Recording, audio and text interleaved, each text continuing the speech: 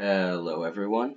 Today I have for you a 1.14 plus one-wide tileable villager trading hall with no annoying string in the villager's head, so you don't have to worry about clicking only the top half. You can click anywhere, and also it has built-in zombification, and it's pretty easy to use. Now also the villagers will never pick another workstation that's along the line because the villager is on a fence gate with a carpet on top, which essentially acts as a double carpet, which makes the villager not able to pathfind side to side.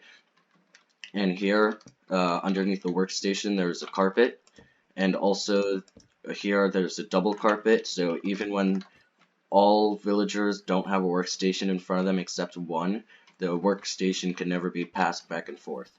And so these villagers will never get messed up and the system break. Now here I have a simple button which removes the carpet out of the way and they fall through, and that way you don't have to worry about the killing the villager and prices going up and the breeder stopping for a little bit. Now the way the zombification works is you just flip this lever to break, and that provides an open path for the drown to try and stomp this turtle egg. And turtle eggs are very easy to get, and you only need one per 50-ish villagers, so it's not that much added cost. And if you flick that trapdoor down, the drown will then attack the villager with his trident, and then the zombie villager will get converted, and you can throw a weakness potion at it and then give it a golden apple.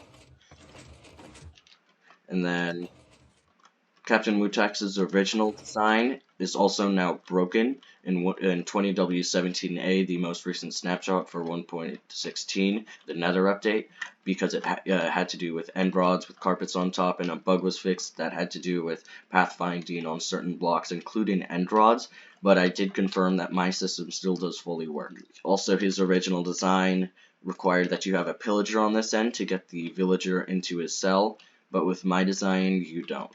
It is based on a water stream and cutting off the water and opening a trapdoor for the specific open cell, and then when the villager falls in, the water continues on and the villager will fall into the next open cell. Now, this system here is just to keep the water going. My original design required that there be a 1 block gap for every 8 villagers, but I managed to remove it. But there's this little extra bit here, but it's not that much more expensive, luckily, and it's as compact as I could possibly get it. It might be possible getting more compact, but I doubt it. So basically, when you throw a villager in just this one slot, this will close up just because it doesn't need to go on. But then if both villagers are in, with this little AND gate here with these 2 rails, the water goes on, and if you just put this one in, or wrong way around, let's show this off.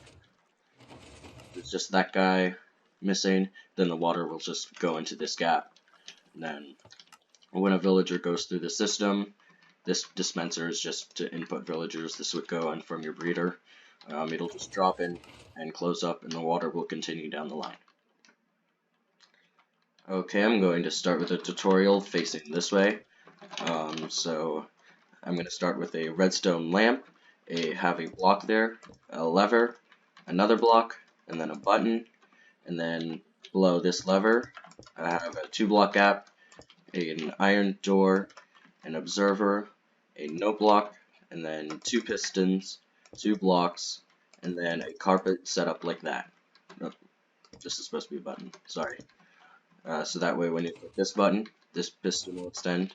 When you click this lever, that block will be shut out.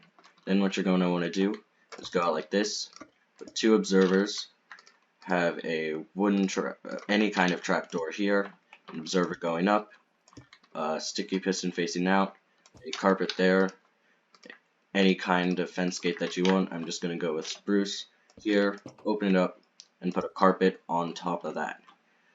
And then you're going to need to going from this direction, put a few temporary blocks, and then put an trapdoor like that for the separation of villagers. These are just what would be extra cells. And then place a trapdoor on the bottom there and flip it up, and then that is the cell for our villager. And now this bottom section of the trading hall design is complete. Now I'm going to just grab a bit of glass and go like so. Here, grab some string, place it here, an observer out like that, and then an iron trap door, like so, a repeater facing out, into an observer, into a block with a sticky piston on the end, and then a redstone block here with a repeater here, trapdoors going that way. So that way, and then make sure this redstone block is out, have a sticky piston out like that, and then a fence gate going this way and open it up.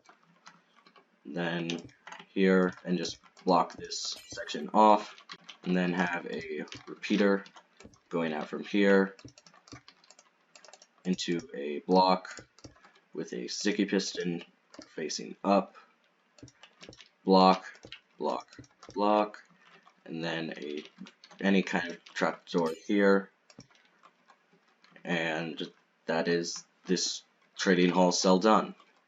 Now, just a note, I would recommend having this be an iron trapdoor and not a wooden trapdoor, because with wooden trapdoors you can flick it, but you can't with that. As with a wooden trapdoor there, it would be possible while standing here to accidentally open that up and break the redstone behind it. So yes, I'm going to build this up a few more times and just to demonstrate how the dispenser section works.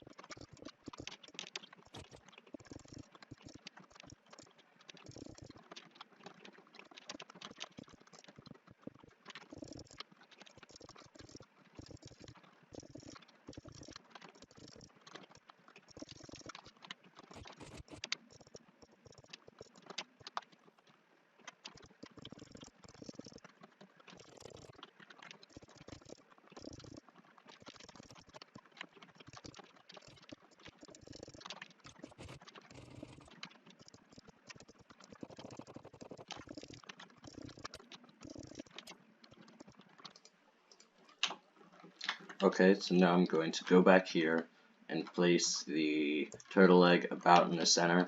If it's an even number hall like mine is, you can just put it in one of the two middle blocks. Okay, so now what you're going to want to do is figure out exactly where this water ends, then break this one relative to that water, and break the sticky piston behind it, place a dispenser with water bucket in it, then place any kind of fence gate or sign here to block water from going out. Then I just removed these just to make it easier. Then, so now this is set up like this. Then place two note blocks above that, two observers into two blocks with sticky pistons, cauldrons, and then fill those cauldrons with water. Now place two observers like so. Place then place two comparators like that. I'm just going to go with glass there. Two powered rails, and then two blocks on top of that, and then actually make sure these cauldrons are extended out. And so then you're going to place a block, and then a note block like so, and then cover it all up, and then this little bit is done. So now, that if there's a villager in there, that nothing happens, the villager goes into here, the water gets spit out, and then if only this villager cell is empty, then the water will just flow all the way to this cell. And now you would just continue doing that all the way to until you're done. Just make sure you go to the end of the water and do this in the right spot. I hope you enjoyed this video. Make sure to leave a like if you liked it, and if you do end up using this trading hall, you can DM me on Discord. I'd love to see how you guys use it. And that's all I have for now. Goodbye.